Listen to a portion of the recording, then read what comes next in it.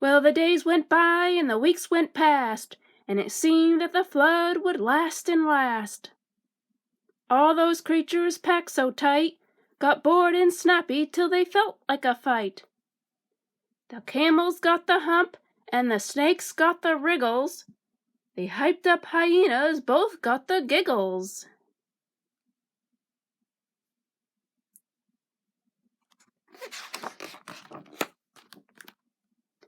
The lions and the leopards turned mean and catty, and boy, those rodents sure were ratty. There were animal tantrums and insect myths, and the birds started trilling out twittery tiffs.